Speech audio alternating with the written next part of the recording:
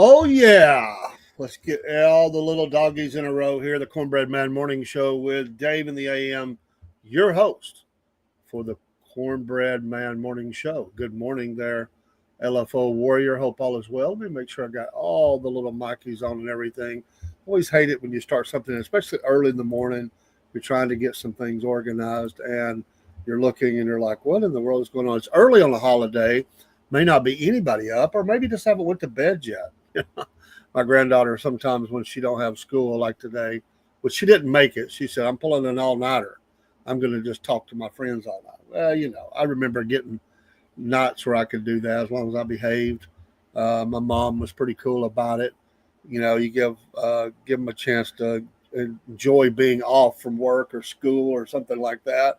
We hope that you've had a great weekend. Hey, it's September 1st, and we're in a new month. Boy, this year is just streaming by. I mean, just the pedal to the metal, and before you know it, you don't want to hear it, but it's going to be Christmas time, and there's going to be all those activities. We got Thanksgiving coming up, Halloween, and of course today Labor Day, celebration of that. And hope that again, I hope you have a great day with family.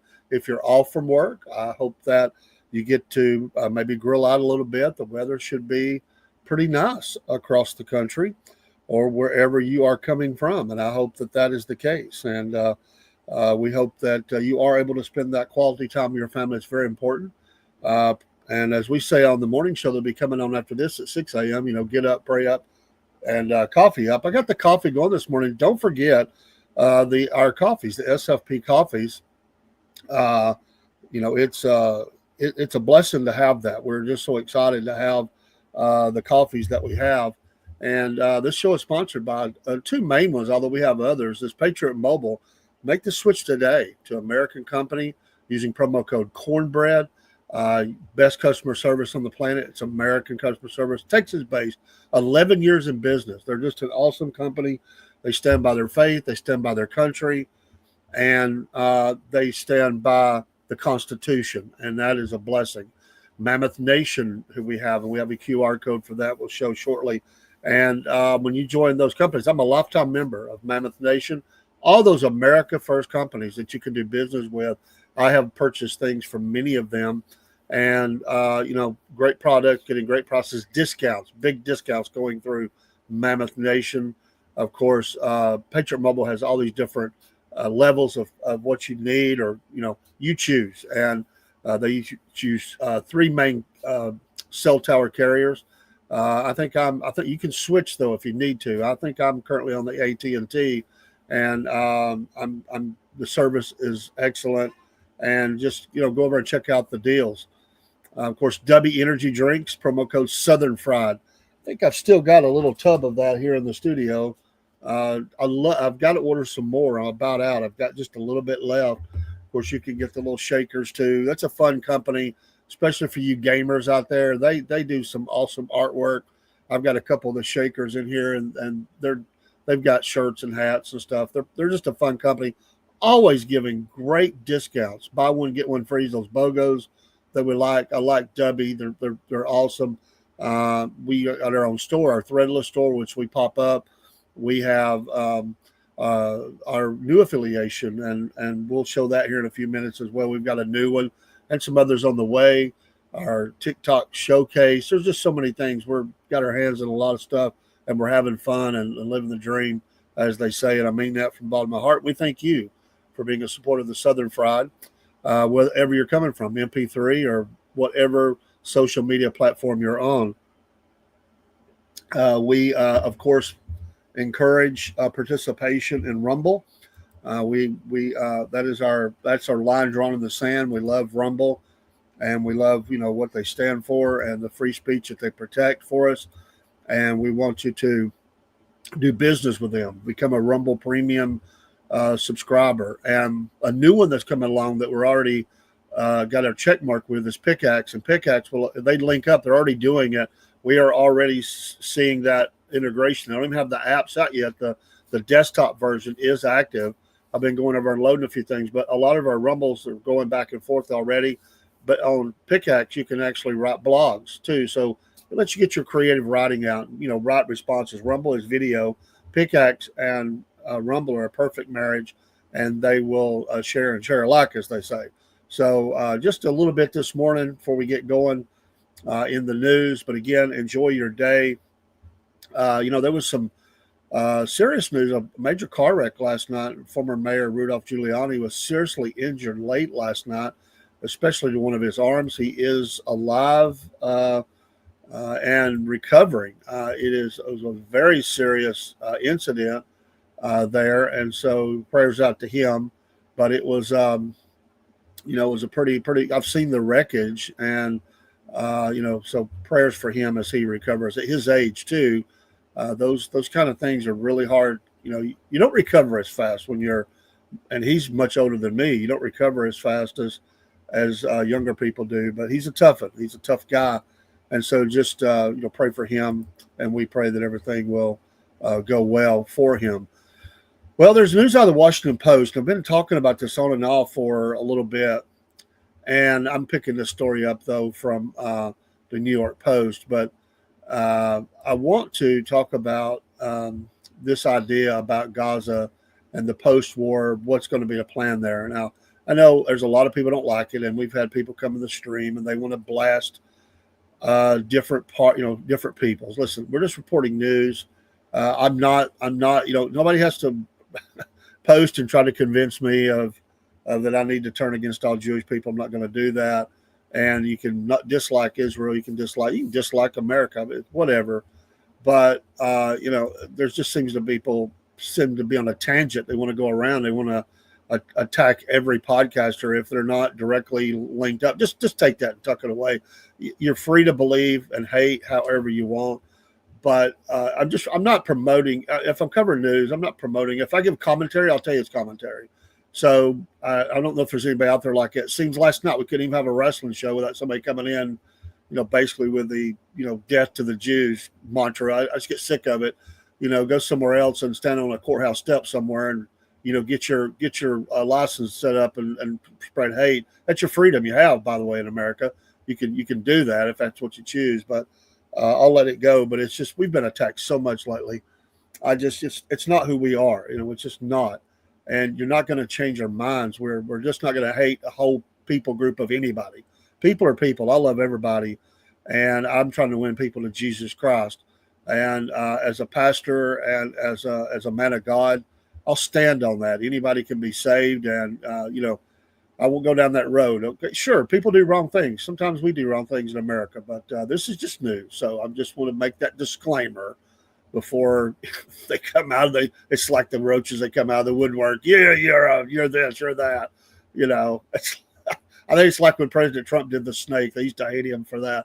It's like, hey, we're also affiliated with Podbean. We're on Podbean Live right now.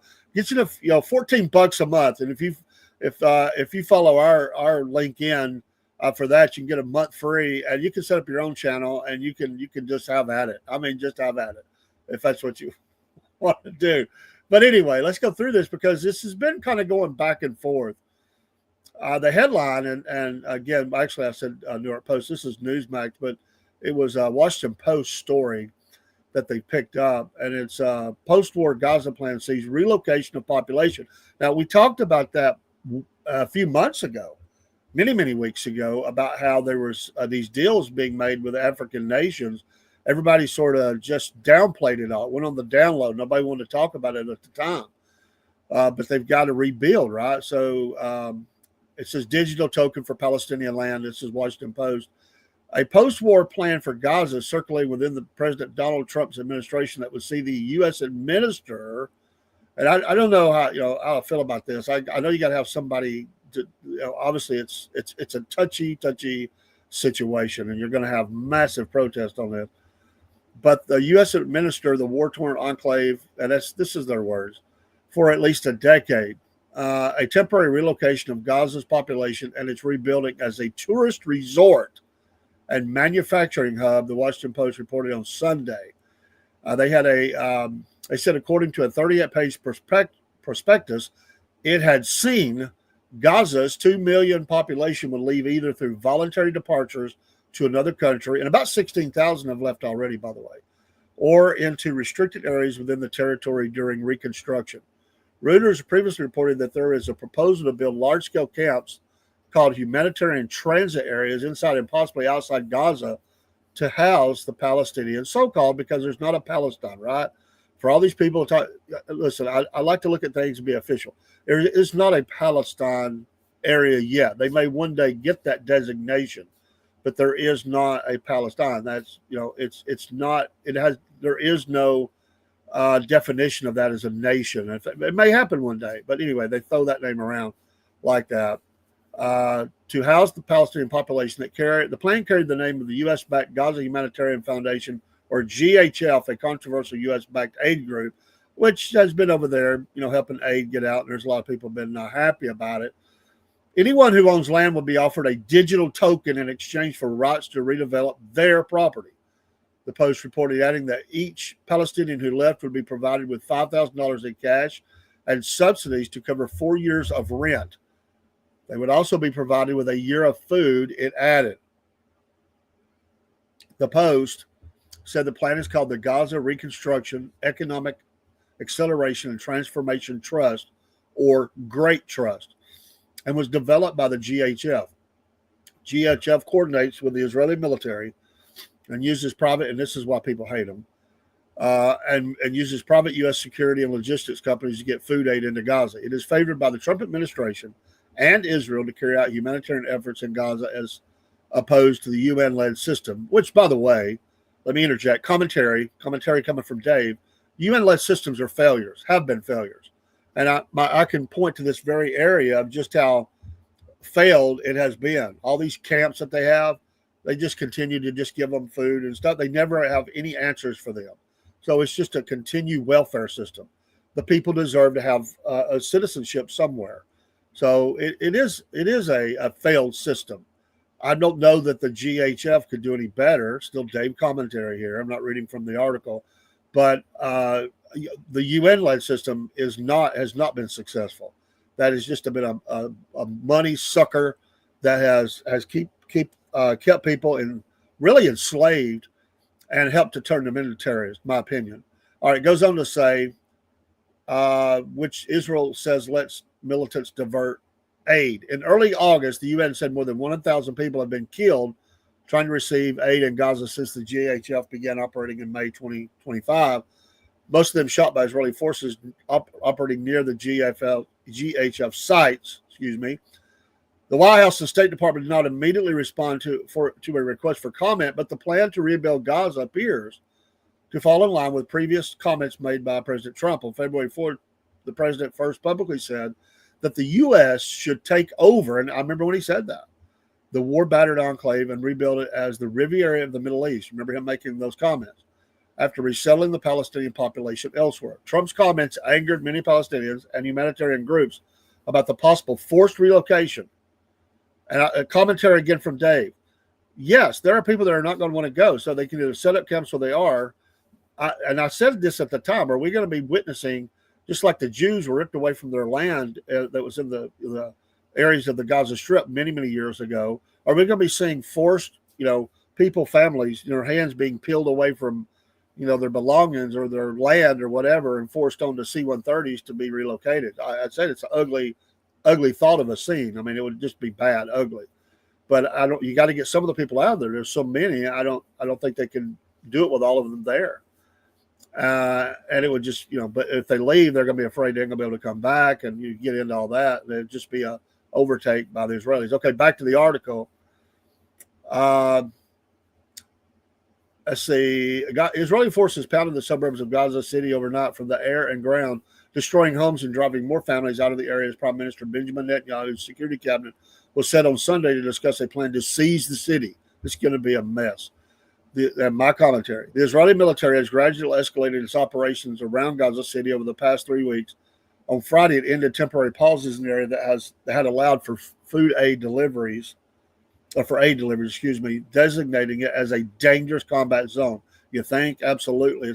It is a deadly combat zone. That's going to be a very ugly, intense scene that we'll see there if this plan goes forward. And good morning to y'all, all of y'all that have been coming in the stream from different areas. God bless you this morning early on September 1st. Cornbread Man morning show with Dave in the AM, the Cornbread Man. So again, I don't like, I'll be honest, I don't like that America's involved. I don't like it. I think it's fraught with so many things that could go wrong. They're talking 10 years and then we would turn it back over. And I get it. The president has been very successful in a lot of things. Absolutely. And I would just say I've been cautious on some of those things. The military being used in the cities. I'm not against reduction of crime, but I do understand if there's one bad incident, our population is going to it's going to be massive. The amount of protests that are going to go on if some stray shot takes out someone and they misses the intended and takes out a little boy or something. You imagine what would happen. So these are just hard situations to deal with. There's no easy answers. And I get it. People are very upset with Israel for the bombing campaign that has happened in Gaza. October 7th changed everything. I said at the time, it changed everything. Some would say Israel used that as the excuse to go and do what they're doing. Maybe so. But if you don't do the event, none of this happens. I mean, it's like, okay, you open the door to the 55-gallon barrel of whoop that's coming out. And I maybe that's crass to say it that way, but that's what happens. That's war. And it is a war. And when you open that door, you should do everything you can to avoid war. Hamas, Hezbollah, and there's many other subgroups have done all they can to extend war under the watchful eye and helpful eye and supplying eye of Iran. These people have continued to wage war. An explosion here, a bus bombing there, stabbings, murder. I mean, at some point, when you see the carnage, and there is talk about releasing all the video and the trauma that would cause, but they said we don't know if we should because people say that they wouldn't believe it. They think it was produced in a stage studio somewhere. But there's enough video out there already. We've already seen a lot of it. But they've got more. They've got a lot more that were picked up by cameras that were there and stuff that they've seen. And, does the world really want to see that? I'll be honest with you, I don't. It's ugly. War, terror, raping of women, killing of children. I don't want to see it. I get it. I understand that. It's the brutality of war. And it's not. It wouldn't be pretty to watch. It would be traumatizing to watch, no matter who is doing what. I'm not taking sides here. What I'm saying is, if you don't open that doorway, then none of this happens. All the attacks before had been targeted, and Israel would drop leaflets and say, "We're going to hit this building, which is being used for bomb making, or this house has been used for terror operations. It's going to happen in 6 hours. Get out now." Okay, October 7th. They still did some of that early on, and I think as time went on, it just became a full-on fledged war, and it's a lot been dropped. There's absolutely whole areas that are dust, concrete dust right now, and it needs to be rebuilt. Now, here's the question. Well, first of all, how are you going to manage all these people through the years of reconstruction? It's not going to happen overnight. We're talking 10 years. It'll take months to years to get some semblance of government operations and stuff. They'll have to set up utilities. Even to this day, Israel supplies, I think, their water and electricity. I think still. So there's a lot of infrastructure that's got to be fixed. I mean, you can't start putting up buildings. You got to get water lines. I mean, we got tunnels down there. There's a lot of things that has to happen. A lot of disruption. The feeding of people. Absolutely has to happen. Then you have, the construction itself. Well, but here we're talking about a tourist resort, which, by the way, every country in the region should be a tourist destination. Jordan is to a degree, borders on the Red Sea. They're moderate country. They have, but think about it: Iraq, Iran, Jordan, Syria, Lebanon, Egypt. And you can keep going. All these places have interest to tourists for things that were there long ago, from pyramids to the Bible sites that were listed to things that's happened throughout history. It's a beautiful area. Everybody should be making money, including the Palestinians. So the only way that can happen is to root Hamas out and keep them out. So who's going to police that? Because the Palestinian Authority, or the PA, who was there before, the former PLO, who they're, it's no weekend at Bernie's with them either. I mean, they've been relatively quiet. They're itching to kind of they want this area back without doubt, because they got their butts kicked and they were kicked out of there by Hamas. And so a lot of their people died. I mean, they fled. So they couldn't hold Hamas out. They couldn't do it. So how do you keep them out? What sort of a policing force, a security force do you have there? I don't want American troops involved in that. And I wouldn't want American construction workers in the middle of a war zone. So Israel is going to have to provide security for a while, slowly turning it over to someone, or maybe it will. I don't know. That's a lot. It's a lot of unanswered questions here. I mean, you can't be building buildings and bullets flying and bombs and rocket fire coming in. And of course, that also means you're going to have to keep a clamp on South Lebanon with the Hezbollah. Would they? I mean, these people are not going to just turn a blind eye and go, well, we gave it our best shot. Gaza's now under the control of the U.S., Israel, the UN, whoever. No, they're going to continue to fight for all of the land, from the border to the sea and all this stuff that they've said, Jerusalem to the sea, whatever, because they want to take the whole land. So it isn't just the Gaza Strip, which is a sizable portion of land for the area. It's a small area, but it's a sizable place. Several million live there. But absolutely, with all the billions of dollars have been poured into this area over the decades, they should be living the high life. Every country falls all over themselves to give money to the Palestinian people, whatever you want to call it. And it's wasted. And the people, they were decent cities. I'm not saying they weren't, but a lot of them, people are held back. They're not allowed to be what they can be. Journalists are not allowed to be journalists, for instance. The schools are controlled, and the messaging is to make them hate, the children to hate. It has so many possibilities. It would be wonderful if the area could be built up into something that Arabs of all backgrounds and cultures could be pleased with. I mean, can you imagine the Gaza Strip having an airport? They've never had an airport because Israel's not going to let planes be flying, in and out of there. I mean, think of the beaches and stuff that they could have. The condos. I mean, land is a premium. You could build more desalination plants on the coast and, make sure that there's a lot of clean, fresh water for everybody. The land will give. It's a bountiful land. It will give if you take care of it. This place could be. He's right. It could be. But boy, how do you get from point A to point B? It's really going to be difficult. I'm not saying don't try. I'm just saying this is really going to be the foreign diplomacy, the foreign work of the president is going to be the telling sign 1,000 years from now of how successful he was. No matter all the great things that he does within the United States. And some people challenge how great it is. They say, well, my gas price is still up. Inflation, food prices, you could go on. There's people that has different things to say about that. I get that. I understand that. But there has been some things that have turned around. And he has many, many, many successes. The wins are coming. If the courts will leave him alone, and there's a lot of people behind what he's doing, a lot of people not. But he is being successful. And the Dems are losing more votes every day because they're fighting against things that are actually making life better for Democrat voters, such as crime in the street. And nobody wants crime. Unless you're a criminal yourself. Nobody wants to live in a community where you are home invasions, carjackings, murders, rapes, human trafficking. The list goes on and on and on. Nobody wants that unless you're just a criminal yourself. But he's got to win this. And of course, Ukraine and Russia, that's a whole nother subject. And now he sees that Putin will not play ball. And I said this, and I'm not a know-it-all. I told people, they said, Putin will make peace. I said, no, he won't. That's not what he wants. He's playing games with the president.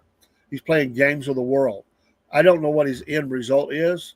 At one time, I would have thought he's not going to try to go into other countries, NATO, and he may not. But boy, right now, I don't think anybody can say for sure. Now, I've been reading some sources out of Russia that say that they're going to push for peace here in the next few weeks to month, a couple of 3 months, because it is affecting their economy. There is things that they want to accomplish here, but who knows? I've heard this before. You can't get square news coming out of Russia. So anyway, back to the point. This is a big one. The rebuilding of Gaza.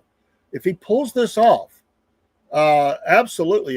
If he can turn this into that Palestinian Riviera, if that happens, wow, he deserves every award he can get. And if peace can truly come, and Hamas is defeated and not allowed to be there, they keep the terror groups out, and it'll take generations to get folks working together. But there are people on the ground. There are organizations that work together.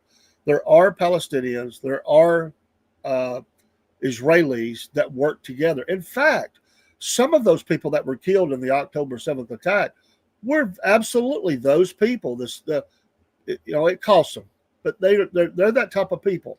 They want peace. They love people, and they were working hand in hand with people on the ground on the other side and shaking hands, as you say, across the border and trying to make life better for each other. You're going to need a lot of that. You're going to need a lot of people to step forward to overcome the ugly. It's a lot of hurt. War is horrible. It is not an overnight thing. It will take a long time. Look at the wars around certain countries. You can look at the Bosnian War and look at the problems between people groups there. There's still a lot of underlying bitterness and hatred and hurt. It'll take a long time. But you got to start somewhere. And maybe this is that start. Maybe they can get there. But I don't know. Along with that, the president, had to come out. There was a lot of talk over the weekend that the president was sick and that he wasn't going to make it much longer. Like they were already saying that Vice President Vance was going to take over. A New York Post article that was posted yesterday afternoon says that President Trump boasted Sunday that he has, quote, never felt better, end quote, after days of online speculation about his health. It took the opportunity to tout a newly crime-free Washington, D.C. Trump bounced back into Truth Social after a relatively quiet weekend while he was golfing at his resort in Virginia. Never felt better in my life, in capital letters, he put. Also, D.C.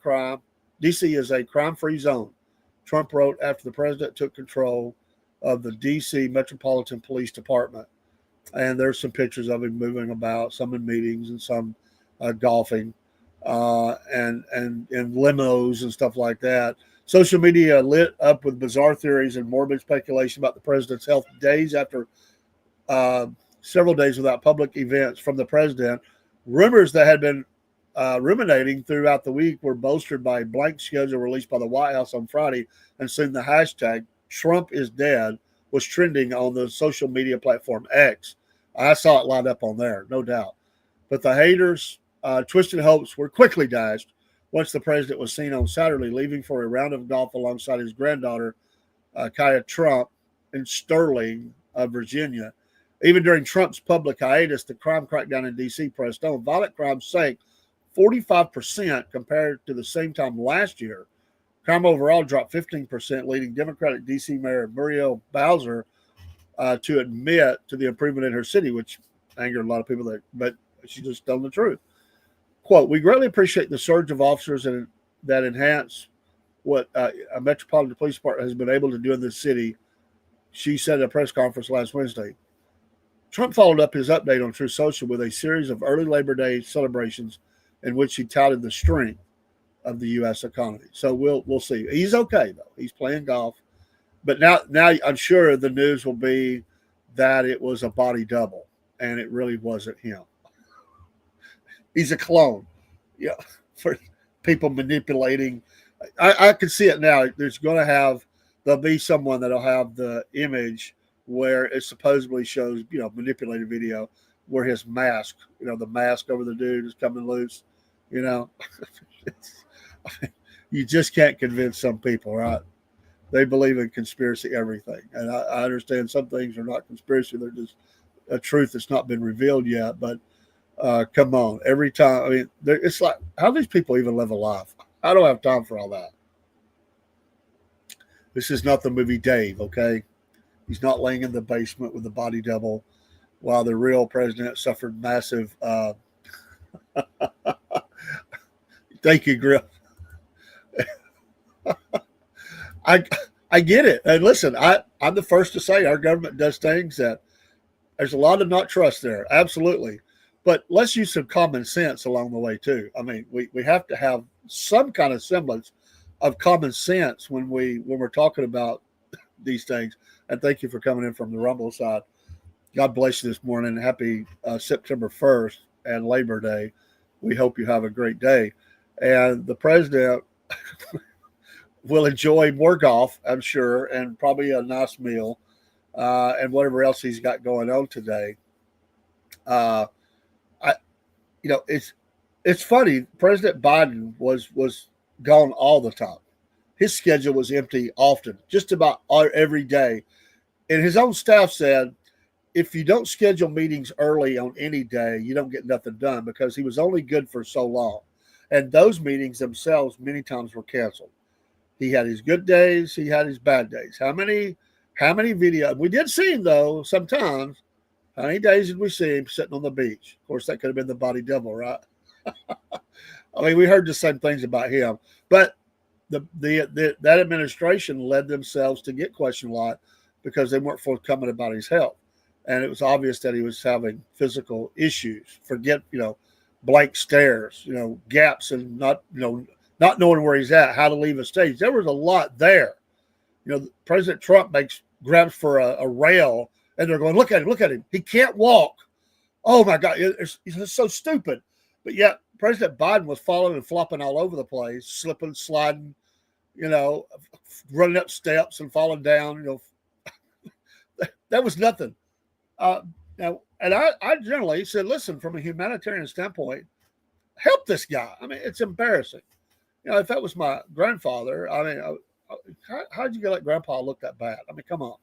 At some point you just don't push him out there like that. I would say the same thing from Trump. If he ever had a medical condition at their age, you never know. What we want to know is, as American people, number one, we don't want to be lied to. If there's something going on, let us know as soon as it's reasonably possible without causing chaos, because you have to be careful. I get that. You could say the president has had to go to the hospital. We will update you as this is, it's not an emergency situation right now, or for a time, because procedures are going to happen. I think the American people have a right to know there's going to be a swearing in of the vice president while this operation or this procedure. The president's going to be out by medication, and Vice President Vance will assume command for a time to be determined. Yes, that's going to cause a massive amount of news, but we need to know that. It's important to know, because we need to show to our enemies that we don't have a plan. When President Reagan, I want to do a documentary about that here soon. I've been wanting to do that for so long. But that day was chaotic. Again, that was an attempt on the president's life, and nobody knew at the time just how serious it was and how close the president came to dying. Decisions were made that saved his life, absolutely. And he showed strength through that whole time too. He joked, he said little funny quibs during times that he was actually in medical distress. Pretty amazing when you look back at it. But the turmoil occurred because Washington got discombobulated. And we remember Alexander Haig, General Haig, stepping up and saying he was in charge there. Now, he since after that tried to say that's not what he meant, but I think the nation understood he was breaking the chain of command, and it just destroyed his career. But that was not what, and the fact he was military, that really grabbed hold of the nation. Like, is this a coup? What's going on here? And that's serious business. So again, people do have private, their medical is private. And I'll stand on that. If there's a problem, though, the American people need to know that they're dealing with some stuff. They need to be forthcoming about what kind of issues. He's the commander in chief, and we need to know some things, that he is going to be recovering at a place for some time. They can picture of him waving or something, sitting in a wheelchair or in a hospital bed, and I'll be back soon. Thumbs up. But the vice president is now assumed command, and he will be making decisions based on what our administration stands on. He will be making sure those things happen. Absolutely, that should happen. You don't want all of a sudden the Chinese and Russians go, hey, the Americans don't look like they know what they're doing. or some, who knows? You could have a rogue general that's nutso. We've had some of those who all of a sudden tries to it happens even here in America. Crap like that can happen. We have to have everything defined, very well defined, and it's really scary when you think about the powers of the president. If someone was able to get like into the position and could execute all those executive orders, wow. I mean, we are talking lockdown city. We are talking about a takeover of the country. And again, I would hope that that would never happen. It's probably crazy to even talk about it, but it does make you think. Complete control of the banking system, complete control of all federal highways, interstate highways, complete control of all waterways, military, goes without saying, and the list goes on and on and on. And the rationing that would occur immediately, so that foodstuffs, they would have to be protected. People would go crazy, and there have been. I mean, let's face it, under both parties, there has been runs made on cities as practices. Now that could be different reasons. That could be for a biological, which we were afraid that was a few years ago, but we've out west we have seen they've descended on cities and practiced the clamping down of a city, surrounding it, Apache helicopters flying through the city. They've done this a lot of times without telling anybody, and it's brought a lot of fear. And those are absolutely maneuvers to see how quickly put in operation. If we said clamp down on I don't know, Phoenix, Arizona, or whatever, how quickly could we put something in place? So they do practice that. So if you had a rogue person that was in control, what kinds of things could they do? Well, quite a bit actually. So anyway, all right, we got to get off here. We'll have our morning show here at 6 a.m. This is the Cornbread Man Morning Show. Thanks for watching, and give us a follow and forward us out, help us out.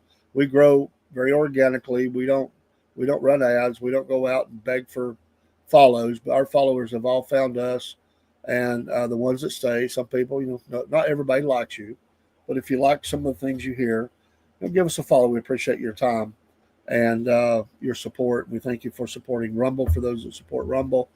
And we're going out to about 10, 12 or 14 different streams this morning at present. And we thank you for support of the Southern Fried Podcast and the Cornbread Nation. You're going to hear a lot more about the Cornbread Nation Radio, which is up running 24/7. We're going to be going live there soon. We've just put it up. We put about 25 hours worth of programming, and we keep switching out programs up there. In fact, I'll be updating it today. But very, very soon, that's going to be part of the rolling stock of going live and putting that up there as well. So you're going to be hearing a lot more. Cornbread Nation Radio has its own X account now and its own Rumble account, and they're very new.